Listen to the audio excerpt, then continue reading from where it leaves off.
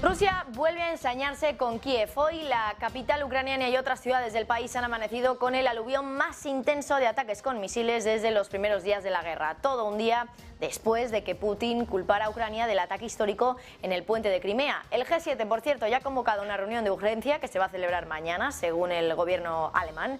Y Putin se ha reunido hoy con el Consejo Nacional de Seguridad, donde ha asegurado que va a responder con contundencia cualquier intento de atentado.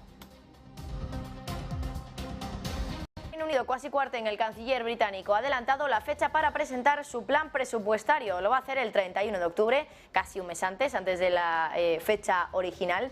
Se espera que esa declaración fiscal detalle cómo el canciller pretende pagar los 43.000 millones de libras esterlinas de recortes de impuestos, pero también que presente los planes para reducir la deuda del Reino Unido.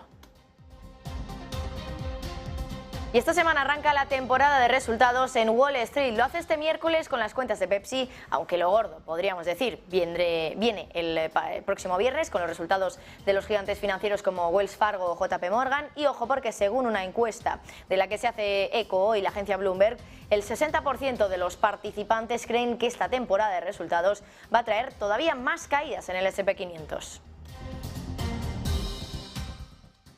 Y hoy se ha otorgado el Premio Nobel de Economía. Uno de los premiados ha sido ni más ni menos que el hombre que están viendo en pantalla, Ben Bernanke, seguro que les suena, presidente de la Reserva Federal en plena crisis financiera desde 2004 hasta 2016. Ahora recibe el título del Premio Nobel por su trabajo para entender el papel de los bancos centrales en las crisis financieras.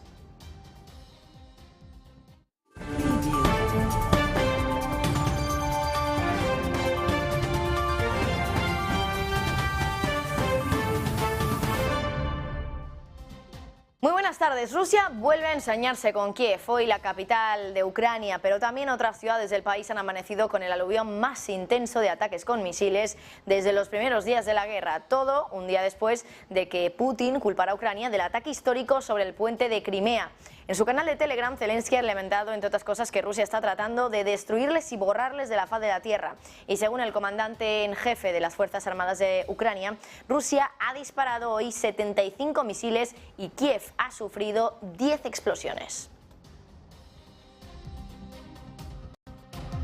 Occidente ya ha reaccionado a la violencia de Rusia y ha comenzado la evacuación de las embajadas de los países occidentales de Kiev, y Macron y Scholz se han puesto en contacto con Zelensky, el presidente ucraniano. Con Macron han hablado del fortalecimiento de la defensa aérea, la necesidad de una reacción europea e internacional más dura y una mayor presión sobre la Federación Rusa. Mientras tanto, con Olaf Scholz han hablado de la necesidad de convocar una reunión del G7 de urgencia, un encuentro que podría celebrarse tan pronto como mañana, según un portavoz del gobierno alemán. Desde el equipo de Zelensky advierten que Rusia está atacando a civiles y también a infraestructuras críticas. De hecho, uno de los asesores del presidente ucraniano ha asegurado que Ucrania podría enfrentar apagones continuos. Se ha atacado a las instalaciones de infraestructuras en 8 regiones de Ucrania, según el portavoz del Servicio de Emergencia Estatal, y han fallecido 8 personas y 38 han resultado heridas.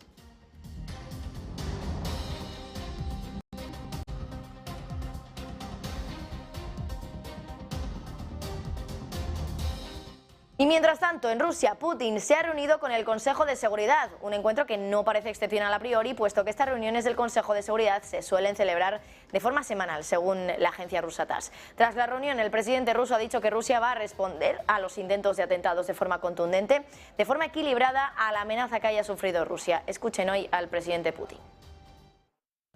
Si en nuestro territorio continúan intentos de atentados, la respuesta de Rusia será rotunda y adecuada al nivel de amenazas contra Rusia. Nadie debe tener ninguna duda en ello. Anuales del Fondo Monetario Internacional, unos encuentros que reúnen a los principales banqueros centrales del mundo, pero también a los ministros de Finanzas y también Economía, a los ejecutivos del sector privado, académicos y también representantes de la sociedad civil. Va a ser una reunión clave, sobre todo después de que el FMI diera ese fuerte varapalo al gobierno británico por su plan fiscal y también después de que Kristalina Georgieva, la gobernadora del Fondo Monetario Internacional, haya dicho que aunque no se cumplan las características técnicas de una recesión, lo parece por la caída de los ingresos reales y también por las subidas de precios.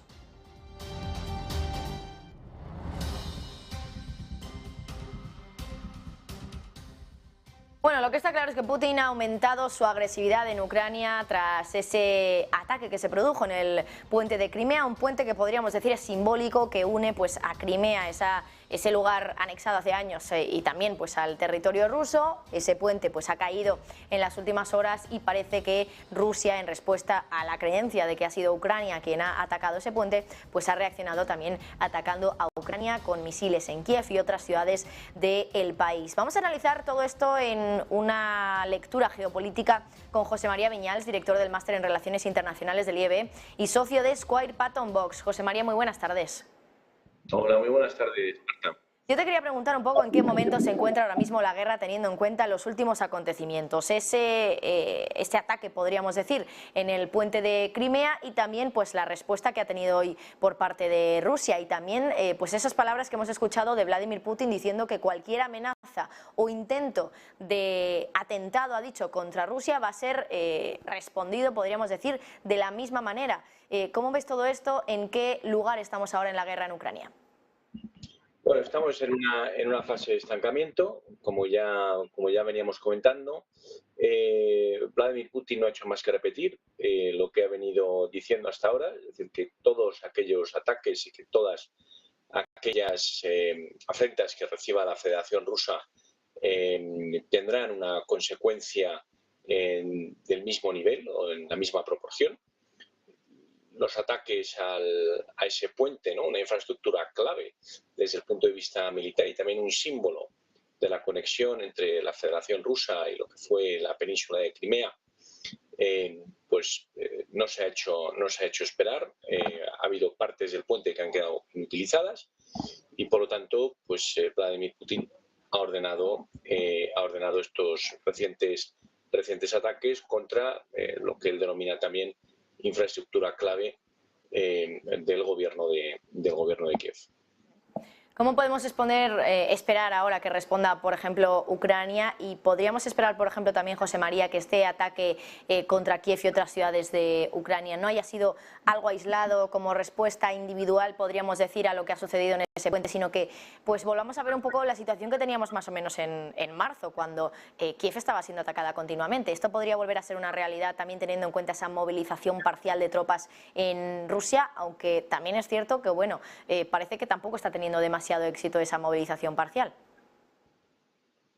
Bueno, aquí en este conflicto lo único seguro es que no hay nada seguro. Es decir, siempre que hemos pensado que se iba a estabilizar el conflicto y la escalada del conflicto, siempre hemos asistido a un capítulo más o a una escalada adicional, ¿no?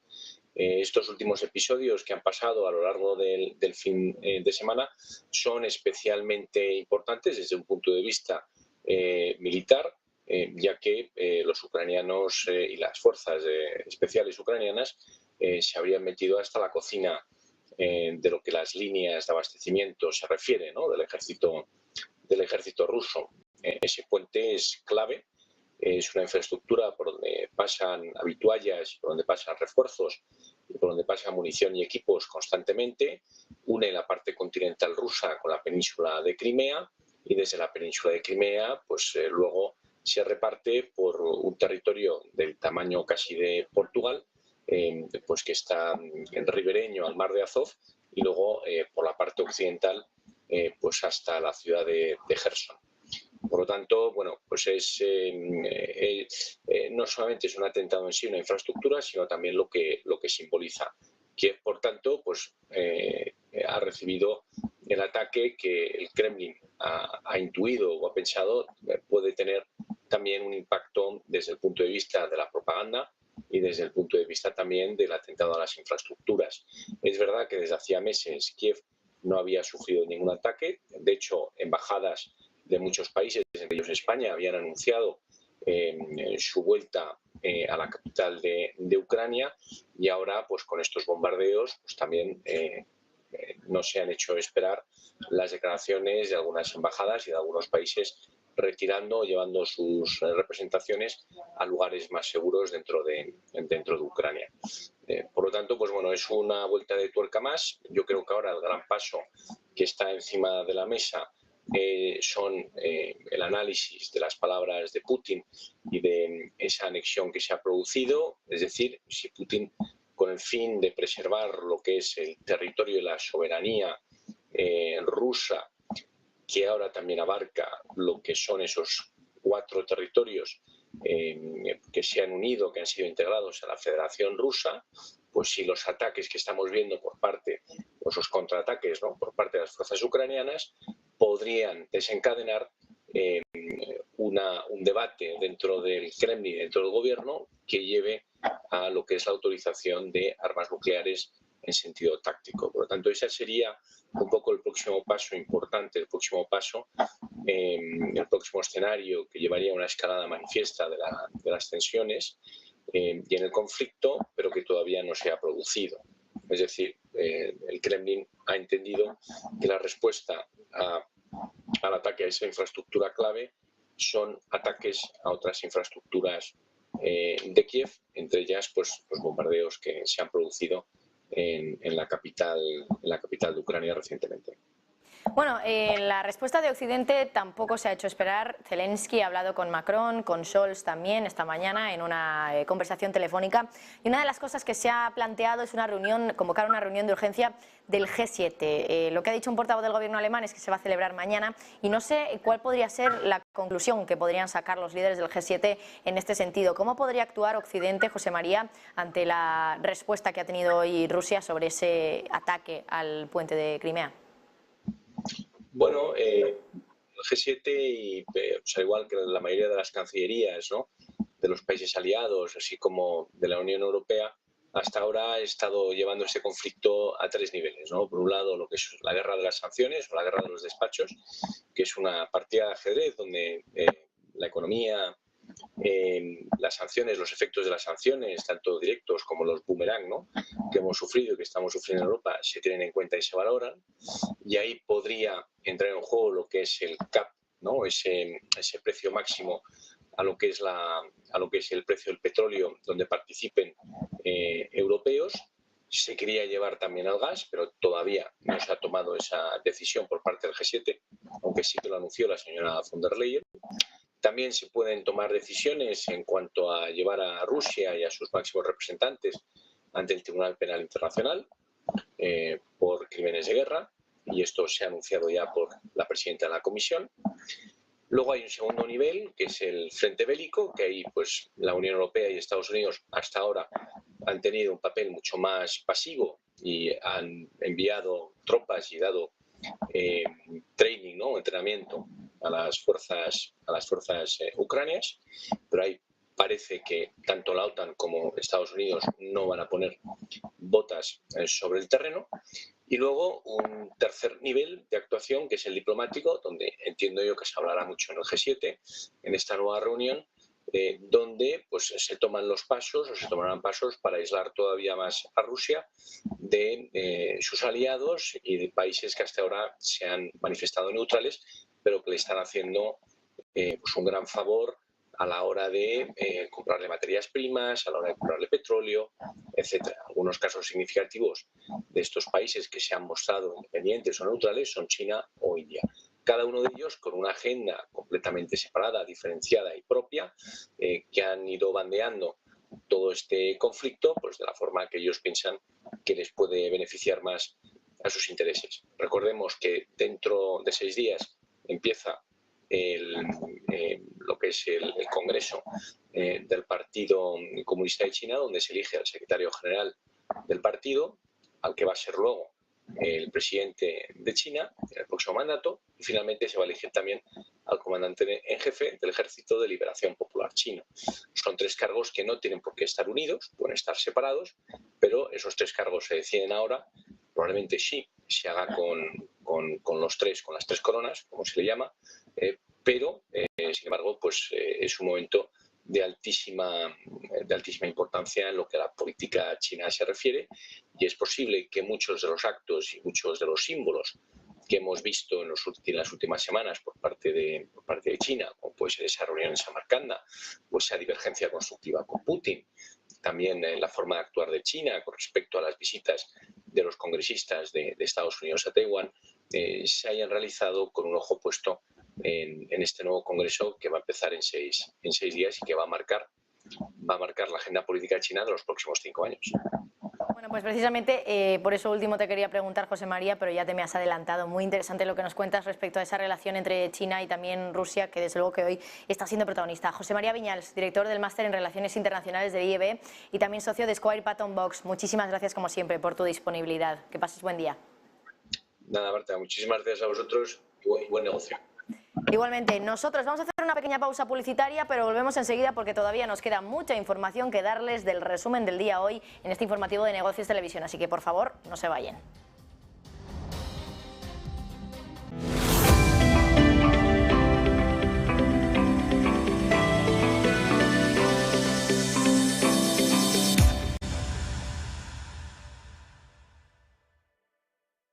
Ven al Torreón, estamos en El Pardo, un espacio único en plena naturaleza.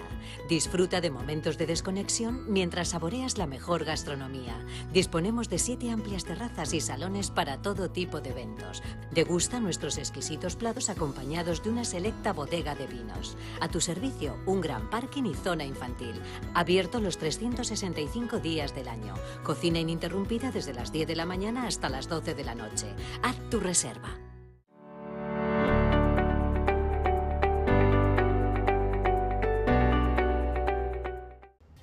Muy buenas, seguimos de vuelta. Vamos enseguida a analizar más noticias del día de hoy, por ejemplo, lo que está sucediendo en el Reino Unido con Kwasi Kwarteng, con el Banco de Inglaterra. Pero antes, conectamos con la comparecencia que va a empezar ya en estos momentos de Ursula von der Leyen, la presidenta de la Comisión Europea, que está hablando en la conferencia de embajadores de la Unión Europea de 2022. A ver qué dice, vamos a escucharla. Thank you very much for having me here, and many thanks also for the wonderful tour that we had, the guided tour that we had, and the nice lunch in one of the old factories. So really amazing. I learned that the Krenholm cotton mill, when it was built in 1857, actually almost 100 years before I was born, it was powered by 11 water turbines. So that was new for me too, renewable power at that time already, 160 years ago, or more than 160 years ago, from the Narva waterfall. And you all know, of course, the beautiful view on the course that the waterfall did carve into the stone. And I learned also that the history of your town, of course, traces so much of the history of Estonia, a story of commerce and trade, but also a story of war and occupation, but in the very end, a story of independence and resilience. And this is what brings us here together today, because together we are writing the next chapter in your truly inspiring story. I am delighted to announce that today we're launching Estonia's Just Transition Fund. The European Union is investing 354 million euros in Ida-Viru County to support your region's fair transition to a modern low-carbon economy. And I think you've said it already, Kaya, this will bring jobs to the region. It will bring growth to the region. Jobs and growth that are reliable, because they are investing in tomorrow's economy. So it's something which will last. Bueno, estos son algunos de los mensajes que por el momento nos ha dejado Ursula von der Leyen sobre Estonia. Por ejemplo, acaba de anunciar, como lo acaban de escuchar, un paquete para Estonia de 354 millones, una inversión de la Unión Europea en Estonia. Así que bueno, vamos a seguir pendientes de lo que diga la presidenta de la Comisión Europea, pero mientras tanto nosotros vamos a contarles otros de los asuntos del día de hoy. Nos vamos hasta el Reino Unido porque allí su canciller Kwasi Kwarteng ha adelantado la fecha para presentar su plan presupuestario. Ahora lo va a hacer el 31 de octubre, que es casi un mes antes de la fecha original. Se espera que esa declaración fiscal detalle cómo el canciller pretende pagar los 43.000 millones de libras que, bueno, pues cuestan los recortes de impuestos, y también pues cuáles son los planes para reducir la deuda en el Reino Unido. Al mismo tiempo también se va a publicar pues un pronóstico independiente de cómo se va a comportar la economía en los próximos años. Lo va a hacer la Oficina de Responsabilidad Fiscal, la OBR, y como curiosidad, bueno, Kwarteng lo va a anunciar el día de Halloween, así que será truco o trato para los mercados. Entonces lo conoceremos. Y hoy el Banco de Inglaterra ha desplegado más recursos para ayudar a aliviar las turbulencias del mercado. Dice que va a introducir más medidas para garantizar un final ordenado de su esquema de compras que va a acabar este viernes, 14 de octubre. Entre esas medidas se incluye el aumento del tamaño de sus subastas diarias para permitir la compra de bonos antes de la fecha límite del viernes, y además también va a lanzar una facilidad temporal ampliada de repos de garantías para ayudar a los bancos a aliviar las presiones de liquidez que enfrentan los fondos de sus clientes. Prepárense con todo lo que puedan protegerse porque esta semana comienza la temporada que podría generar todavía más volatilidad en los mercados. Hablamos de la temporada de resultados en Wall Street. Arranca este miércoles con las cuentas de Pepsi, aunque lo gordo va a venir el viernes con los resultados de gigantes financieros como Wells Fargo o JP Morgan. Y ojo, porque según una encuesta, el 60% cree que esta temporada de resultados va a traer más caídas en el S&P 500. Gabriel Montalto. La noticia nos llega hoy de Bloomberg, ya que todos los inversores tienen sus ojos puestos en Apple. Apple publicará sus resultados el 27 de octubre, apenas en unos 17 días, 2 semanas aproximadamente todavía, y será uno de los anuncios más importantes porque no se esperan precisamente los mejores resultados. Recordemos que Apple había sido fue en enero de 2022 la empresa mejor valorada en el mundo, con 3 trillones de dólares o 2 billones en cifras europeas, pese a que ahora bajó ese valor o esa valorización a 2.25 billones, la transforma en este momento en la acción con mayor peso en el Standard & Poor's 500. Si bien el tercer trimestre para Apple en el pasado, y la estadística dice que no siempre suelen ser los mejores, respecto a lo que es el primer trimestre cuando publica sus resultados, se esperan en este momento unos 88.200 millones aproximadamente para el tercer trimestre. Ya se sabe que probablemente sean corregidos a la baja, y uno de los temores principales es que pudiera arrastrar más abajo aún al Standard & Poor's 500. Es por ese motivo que están todos los ojos puestos a lo que va a ser una temporada brutal. Así mismo lo dice Bloomberg también en su artículo, en donde Apple va a ser la primera de tantos de los datos que nos van a acercar durante el mes de octubre con respecto a los earnings y a los posibles resultados. Así que estaremos atentos.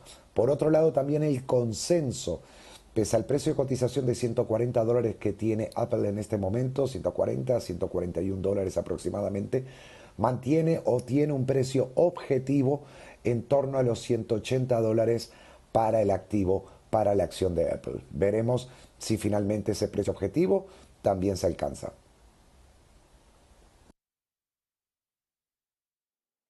Bueno, y nosotros, mientras tanto, seguimos pues pendientes de lo que sucedió la semana pasada en los mercados financieros, que se volvieron locos tras el dato de empleo que mostró cómo de nuevo el paro en Estados Unidos está en su mínimo histórico, en el 3,5%.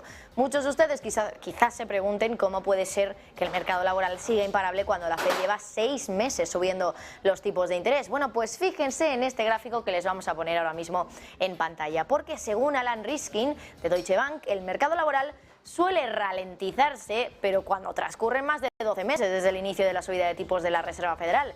Ese gráfico muestra 12 ciclos de subidas de tipos desde 1950 y, como pueden ver, en los 12 primeros meses desde la primera subida de tipos, la tasa de paro suele mantenerse estable, más o menos lo que ha sucedido también ahora.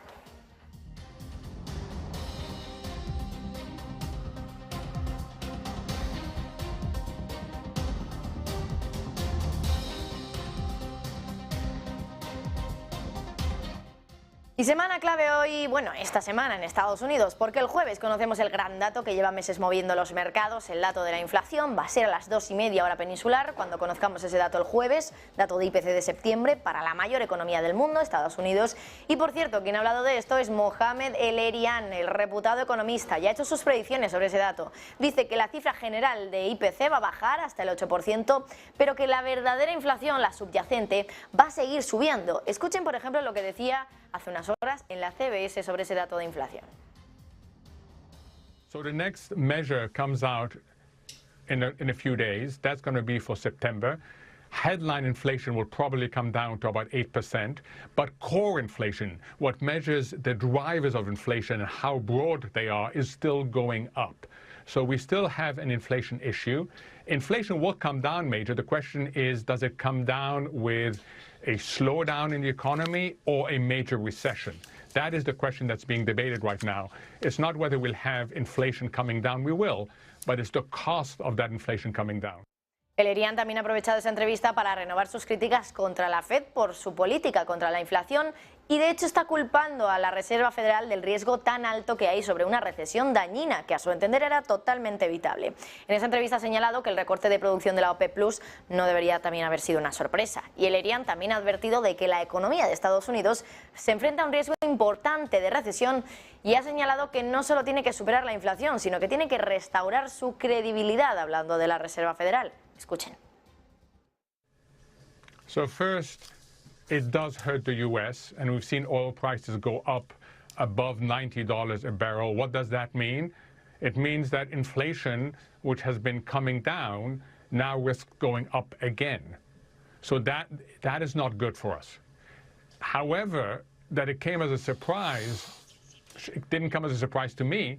OPEC is looking to protect oil prices in the context of declining global demand. All three major areas in the world, China, Europe, and the US, are slowing much faster, which means less demand for oil. So what does OPEC do? They cut back supply. So this shouldn't have come as a big surprise. That's what they do. That's their history. But it's certainly not good news for the US economy. Y ojo con esto, ¿sabían ustedes que con las subidas de tipos hasta la propia Reserva Federal está perdiendo dinero? Bueno, pues el Banco Central de Estados Unidos ya ha empezado a tener pérdidas en su cuenta de resultados porque, bueno, durante los últimos años los tipos bajos y también la compra de activos han permitido que la Fed pudiese aumentar balance y fuese cobrando cupones de todos esos bonos, lo que se ha traducido básicamente en miles de millones de dólares de ingresos. Pero ahora, con la subida de tipos, todo eso ha cambiado. Javier del Valle, cuéntanos.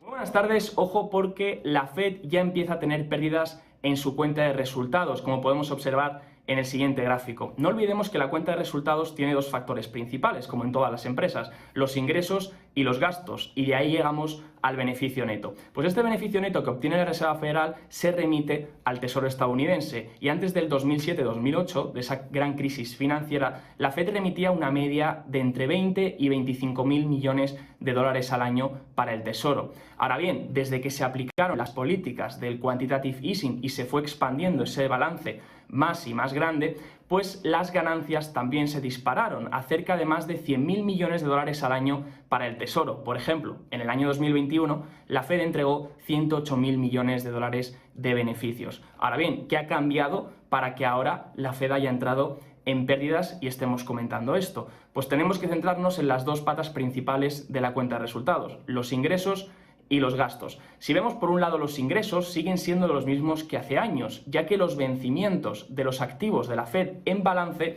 siguen siendo mayores a un año y la mayoría se sitúan entre 1 y 5 años, lo que hace que esos activos aún no hayan vencido y sigan generando el mismo cupón. El problema viene, por tanto, del lado de los gastos. Están aumentando, lo que hace que el beneficio neto se reduzca y entre en pérdidas. Desde la última década, esa política de tipos artificialmente bajos ha hecho que los gastos que tenía la Fed sobre depósitos fueran muy bajos también, de apenas, por ejemplo, en 2021, 5,7 mil millones de dólares. Sin embargo, a medida que estos intereses de referencia van subiendo, ¿y por qué suben? Porque la Fed tiene que luchar contra la inflación y tiene que hacer que esta inflación remita, subiendo los tipos de interés y haciendo que las condiciones financieras sean cada vez más exigentes y más restrictivas, pues hacen también que sus gastos vayan en aumento y al final obtengan pérdidas. Esto incluso podría agravarse más a medida que la Reserva Federal siga con esas subidas de tipos drásticas. Hasta ahora, en 2022, el Tesoro estadounidense ha desembolsado 471.000 millones de dólares para financiar los pagos de intereses del gobierno. Para ver este número en contexto, en el año 2021 el pago por intereses se encontraba en 356.000 millones de dólares, lo que supone un incremento anual del 30% y posiciona el gasto en intereses como el sexto más importante. Y hablando de bancos centrales, fíjense en el reproche que ha lanzado hoy a los bancos centrales Josep Borrell, el alto representante de política exterior en la Unión Europea. Ha dicho que el bajo salario de los trabajadores chinos ha hecho más por contener la inflación que todos los bancos centrales juntos. Lo ha dicho en la apertura de la conferencia de embajadores de la Unión Europea y escuchen esas palabras que pronunciaba hoy Borrell. And the access to the big China market for exports and imports, for technological transfer, for investment and for having cheap goods. I think that the Chinese workers with their low salaries has done much better and much more to contain inflation than all the central banks together. The access to China is becoming more and more difficult. The adjustment will be tough. And this will create political problems. ¿Cuánto tiempo va a tardar el Banco Central Europeo en llegar a su objetivo de inflación del 2%? O lo que es lo mismo, ¿cuánto tiempo más vamos a estar con una inflación por encima de ese objetivo del BCE? Bueno, pues François Villeroy, el gobernador del Banco de Francia, hoy nos ha sacado de dudas. Cree que todavía van a pasar 2 o 3 años para llegar al 2%. Villeroy ha dicho que las medidas de política monetaria tardan un tiempo en tener su efecto completo. Elke overheid heeft om zijn taken te kunnen uitvoeren. Otras 2 reuniones más antes de que el Banco Central Europeo comience con el quantitative easing. Así de claro ha sido el hombre que están viendo ustedes en pantalla, Klaas Knot, presidente del Banco Central holandés. Por tanto, no sería hasta la reunión del 2 de febrero de 2023 cuando el banco de Christine Lagarde empezaría a drenar liquidez por reducir su balance. Knot también ha dicho que en la reunión del 27 de octubre el Banco Central Europeo debería tomar un paso significativo en las subidas de tipos, aunque dice que todavía es muy pronto como para decir cómo de grande debe ser ese paso. Y Mario Centeno advierte al Banco Central Europeo de que la institución debería evitar sobrereaccionar porque eso podría derivar en una pérdida de credibilidad.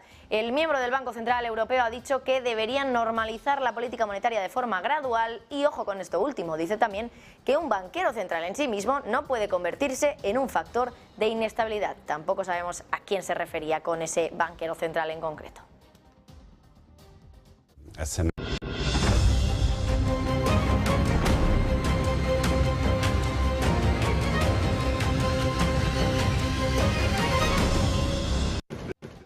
Alemania vuelve a actuar por su cuenta para paliar los efectos de la subida del gas. Ahora, según un borrador al que ha tenido acceso Reuters, el gobierno está preparando ayudas, entre las que se encuentra pagar a hogares y empresas lo equivalente a un mes de la factura del gas este año y también poner un freno a los precios a partir del próximo mes, marzo o abril. En una segunda fase, el Estado podría subvencionar entre el 60 y el 80% del consumo de gas previsto y los consumidores tendrían que pagar el resto a precios de mercado, incentivando, por tanto, el ahorro energético. Algunas informaciones apuntan a que el valor de ese paquete de ayudas podría rondar los 1.000 millones de euros. Y seguimos con el goteo de descubrimientos sobre las explosiones del Nord Stream. Ahora, según Reuters, un avión de reconocimiento de la Marina de Estados Unidos voló cerca del sitio de la ruptura del gasoducto Nord Stream 2 en el mar Báltico horas después de que surgiera el primer daño. Según Washington, se trata de un vuelo de rutina. Todavía no está claro qué papel está jugando el ejército de Estados Unidos en todo esto, si es que tiene alguno, para ayudar en las investigaciones europeas sobre las rupturas de los gasoductos.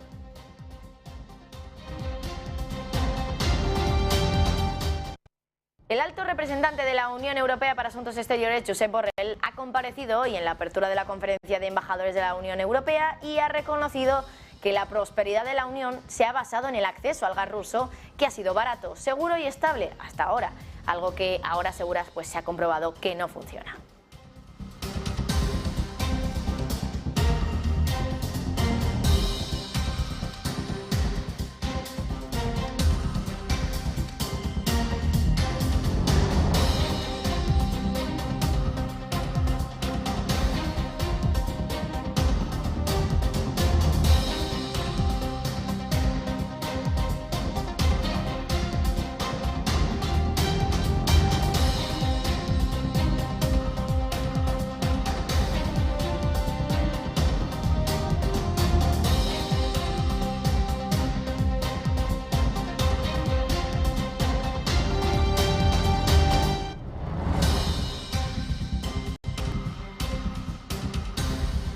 Y por cierto, una información de última hora que acaba de llegar a nuestra redacción de Negocios Televisión. Se está gestando ya una reunión de urgencia con Argelia, entre Argelia y Europa, para el suministro de gas. Además, también se acaba de confirmar, que lo acaba de hacer Europa, el Reino Unido, que va a mantener el suministro desde Francia en momentos pico del invierno. La Unión Europea está acelerando, por tanto, esas negociaciones, esas conversaciones para conseguir pues gas a unos precios más bajos por parte de otros suministradores que no sean Rusia. En este caso, Argelia, como decimos, reunión de urgencia entre la Unión Europea y Argelia por la cuestión del gas. Por cierto, cambiamos de asunto, ya dejamos a un lado la cuestión energética porque hoy se ha otorgado el Premio Nobel de Economía. Uno de los premiados ha sido ni más ni menos que Ben Bernanke, seguro que le suena el nombre. Fue presidente de la Reserva Federal en plena crisis financiera desde el año 2004 hasta el 2016 y ahora recibe el título de Premio Nobel por su trabajo para entender el papel de los bancos centrales en las crisis financieras. Más detalles, Eva Villanueva. Muy buenas. Se eleva la tensión en torno a la invasión rusa de Ucrania. El G7 se va a reunir de manera fuera de calendario y urgente este martes, un encuentro que además llega coincidiendo con la evacuación de las embajadas de los países occidentales de Kiev, de la capital de Ucrania. Y en la previa, el jefe del Kremlin, Vladimir Putin, ya ha advertido que las respuestas de Rusia serán de la misma escala que las amenazas que reciba, más allá de los encuentros diplomáticos, también de las acciones bélicas que se vean sobre el terreno. Por partes, el canciller alemán Olaf Scholz ha sido quien ha solicitado ese encuentro del G7 para este martes a petición del presidente ucraniano Zelensky, que confía en poder hablar en esta cita. El ucraniano, que además ha hablado de urgencia también con el francés Emmanuel Macron, y han discutido el fortalecimiento de la defensa aérea, la necesidad de una reacción europea internacional dura, así como una mayor presión reclama sobre la Federación de Rusia. El encuentro del G7 además va a llegar después de que el jefe del Kremlin, de Vladimir Putin, haya señalado que el ataque de este lunes contra Kiev se enmarca en esa operación especial, que es así como bautiza, de la invasión sobre suelo ucraniano. Por otra parte, ha declarado que ha mantenido una reunión con miembros del Consejo de Seguridad discutiendo lo que califica como ese ataque terrorista en el puente de Crimea, a tiempo que ha señalado que el gobierno de Kiev ha utilizado durante mucho tiempo métodos terroristas. Por otra parte, Putin ha advertido que es imposible dejar sin respuesta los crímenes del que llama y califica como régimen de Kiev, y ha vuelto a acusar a Ucrania de intentar volar el gasoducto turco y además afirma, lo hemos dicho al principio, como las respuestas de Moscú serán de la misma escala que las amenazas que se viertan sobre Rusia. De lo que va a venir el Kremlin, Putin ha anunciado que se va a reunir este martes con el director general de la Organización Internacional de la Energía Atómica, Grossi, este martes, pero también se va a ver con el presidente de los Emiratos Árabes Unidos y con el presidente turco, con Recep Tayyip Erdogan, con el que podrían discutir las propuestas de Erdogan para albergar conversaciones sobre Ucrania. Bueno, por el momento seguimos teniendo caídas hoy en el mercado, en Europa, también en los futuros de Wall Street, a pesar de que hoy es el Columbus Day. Se espera que la bolsa americana abra hoy. Así que bueno, vamos a ver también cómo abre en una semana que va a estar marcada desde luego por los datos de inflación que vamos a conocer a lo largo de la semana. Miércoles IPP, índice de precios al productor, pero la clave de todo va a estar en el jueves, porque entonces conoceremos el dato de IPC, de inflación al consumidor. Vamos a ver también pues al final cómo sale ese dato y si bueno, pues acaba amainando un poco esa inflación, pero sobre todo en la subyacente, como nos decía, bueno, pues en las últimas horas Mohamed El-Erian, que parece que la inflación general va a caer, pero no la subyacente. Habrá que estar muy pendientes. Vamos a analizar lo que queda de semana y lo que tenemos pendiente, pues en esta semana donde tenemos dato de IPC y también resultados, con Renato Campos, que es analista de Admiral Markets. Renato, muy buenas tardes. Muchas gracias por estar aquí en Negocios Televisión. Renato, no sé si nos puedes escuchar. Muy buenas tardes. ¿Qué tal? Muy buenas tardes, Marta. Gusto, ¿cómo te va? Igualmente, bueno, te quería preguntar por cómo podríamos esperar esta semana en Wall Street y en los mercados financieros en general, teniendo en cuenta que el próximo jueves conocemos el dato de inflación. Lo que se espera, por lo que he podido ojear, pues es que la inflación en términos generales baje, es decir, el IPC general baje del 8,3 a en torno al 8%, pero que suba la subyacente. ¿Qué podría significar esto para los mercados financieros, para las bolsas, en el caso de que eso se cumpla? Y otra de las cuestiones que te quiero hacer, por supuesto, es si consideras que se van a cumplir esas expectativas, porque muchas veces hemos visto que, sobre todo en los últimos meses, no se ha cumplido mucho con las estimaciones de Wall Street.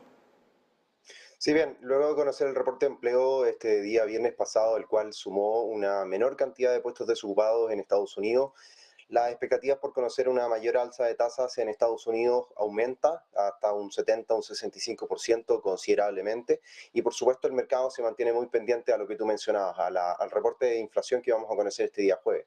Precisamente la inflación, a partir por supuesto de una menor tasa de desocupación y un aumento en los asalariados, puede significar que la presión en los precios continúe. Y aquí es donde la diferencia entre los precios subyacentes que tú señalabas precisamente parece zanjar la idea de que no tan solo, por supuesto, el aumento de los valores de las materias primas puede estar causando el encarecimiento de los productos, sino que también, por supuesto, desde otros puntos de vista del mercado y la economía americana.